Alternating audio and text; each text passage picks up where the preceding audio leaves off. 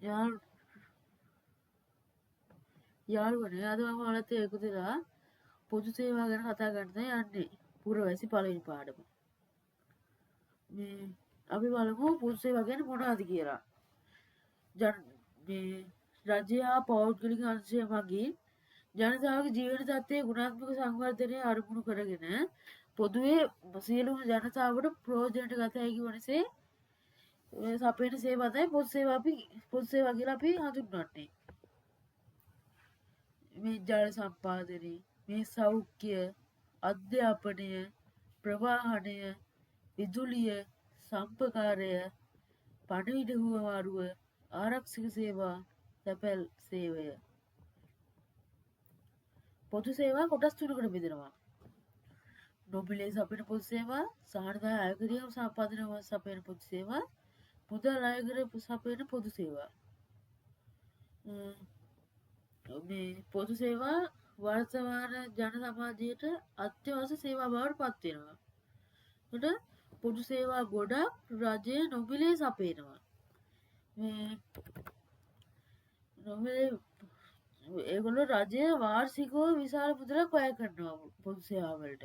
ඒක පොදු සේවා මේ ලබා ගන්නේ කොහෙන්ද? මේ ඒ මුදල් ලබා ගන්නේ මහජනතාවගේ බදු මුදල් වලින්. ඒත් එක්කම රජයේ වෙන ආදායම් මාර්ග වලින්. මේ පොදු සේවාවල අවශ්‍යතාවය ඒකට ජන ජීවිතයේ එදිනෙදා කටයුතු පහසු කරන්නට. මේ ජනතාවගේ ජීවන සත්ත්වය යහපත් කරන්නට. සෑම පුද්ගලයෙකුම තනි තනිව සපයාගත නොහැකි සේවා ලබා දීමට. විදුලිය පොදු ප්‍රවාහනය අඩු ආදායම් ලාභීන්ට සහන සැලසීමට. පුද්ගලයන් අතර ප්‍රදේශ සබඳතා පවත්වාගෙන යාමට. භාණ්ඩ නිෂ්පාදනයට. බෙදා හැරීම හා වෙළඳාම වැනි ආර්ථික කටයුතු සඳහා. සමාජ අවස්ථා ඉටු කිරීමත් එක්ක මානව අයිතිකාංශු සුරක්ෂිත කරන්නට. සමාජ සාධාරණත්වය තහවුරු කරන්නට.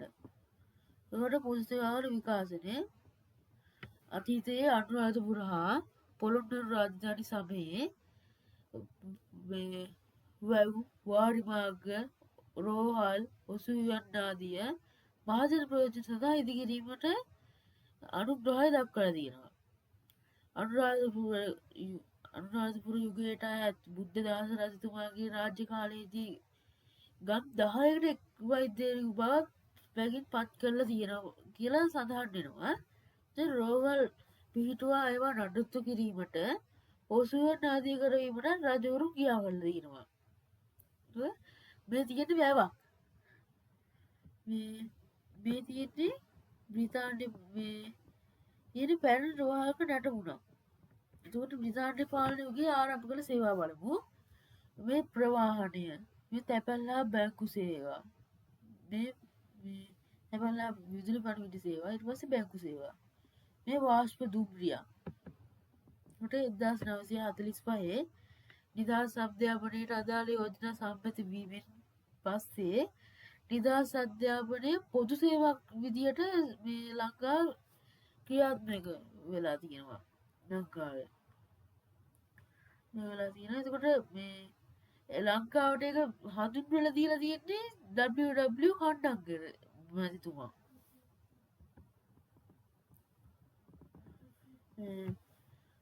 එතකොට 1948 ශ්‍රී ලංකා නිදහස් දිනා ගැනීමෙන් පස්සේ මහජන සුභසිද්ධිය හා පොදු යහපත අරමුණු කරගෙන පොදු සේවා ගොඩක් ආරම්භ කරලා තියෙනවා.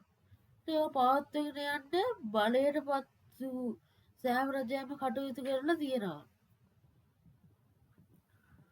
පොදු සේවාවල කාලීන වැදගත්කම බලමු. මේ ජනතාවගේ ජීවන තත්ත්වය උසස් කිරීමට හා පොදු සේවා සැපීමට කාලීන අවස්ථාවයක්. හරිද? සඳහා පොදු සේවා සැපීම කාලීන අවස්ථාවක්. ගෘහ සාධන රජයක් වශයෙන් මේ කාර්ය ඉටු කරන්න රජය මගින් පොදු සේවා ගොඩක් ලාභ අපේක්ෂාවකින් තොරව ක්‍රියාත්මක කරනවා. ඒකට මේ පෞද්ගලික අංශයේ මුදල් අය කිරීම පදනම මත තමයි මේ සේවා සැපයීමට දායක වෙන්නේ. එතකොට අවශ්‍යතා සංකීර්ණ වෙනවා. දැන් අපේ අවශ්‍යතා සරල නෑනේ ඒක සංකීර්ණයි.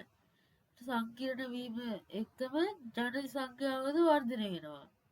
පොදු සේවා සැපීමේ අවස්ථාව තව තව වැඩි වෙනවා. කොට අත්‍යවශ්‍ය සේවා ප්‍රයෝජනට ගන්න. එතකොට ප්‍රමාණවත් ආදායම් නොවන ජනතාවට සහල් සැලසීමට. සේවා අධ්‍යාපන සෞඛ්‍ය වෙන සේවා රජය මගින් නොමිලේ සැපියූ මේට නිදසුනා. කාර්මික තාක්ෂණික දියුණුවට හේතුකොට බොහෝ සේවා පොදු සේවා ග්‍රීස දියුණුවකට ලක්වයා තියෙනවා. සංනිවේදනය වැනි සේවා මේකට උදාහරණ ලෙස දක්වන්න පුළුවන්. මෙම සේවා සැපීමට අති විශාල වියදමක් දැරීමට සිදුවෙනවා. ඒවා ජනතාවට අත්‍යවශ්‍ය සේවාවක්.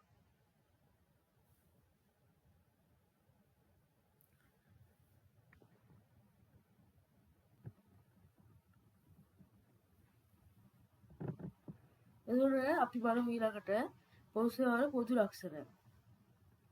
කිසිදු භේදයකින් තොරව කියන්නේ සිංහල, දෙමළ, මුස්ලිම්, ක්‍රිස්තියානි මේ සියලුම පුරවැසියන්ට පොදුවේ ප්‍රයෝජන ගත හැකි වෙනවා.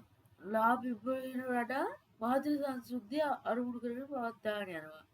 ඒ කියන්නේ මේ දැන් රජය නොමිලේ තමයි අපිට කිසිම ආපසු උදව්ව බලාපොරොත්තු වෙන්නේ නැතුව තමයි මේ රජය දෙන්නේ අපිට පොදු සේවා ලබා දෙන්නේ. එතකොට මේ පෞද්ගලික අංශය ලබා දෙන්නේ අපිට සල්ලි අරමුණු කරගෙන තමයි මේ මොකද සල්ලි අරමුණු කරගෙන තමයි ඒගොල්ලෝ අපිට ලබා දෙන්නේ පොදු සේවා. ඒකට ජනතාවගේ ජීවන තත්ත්වයේ ගුණාත්මක සංවර්ධන අරමුණු කරගෙන පවත්වාගෙන යනවා. රාජ්‍ය ආදායම් ලාභීන්ට පහසුවෙන් ලබා ගන්න පුළුවන්. ඒකට පුද්ගල සංවර්ධනය තුළින් සමාජ සංවර්ධනයට දායක වෙනවා. මූලික අවස්ථා ඉටු කර ගැනීම සහ වෙනවා. පොදු සේවා පවත්වාගෙන යාම හා ආරක්ෂා කිරීම සඳහා නීති රීති පද්ධති ක්‍රියාත්මක වෙනවා. හරියාන්නේ මේ ඔයාලට මේ පාඩම එක්ක කොටසින් තේරුණා නම් මේ වීඩියෝ එක ලයික් එකක් දාන්න. ඔයා අපේ channel එකට අලුත් කෙනෙක් නම් මේ කමෙන්ට් මේ subscribe කරන්න. ඊළඟට අපි ඊළඟ කොටසෙන් අපි සාකච්ඡා කරමු අපි ප්‍රදර්ශනයේ පොදු සේවා.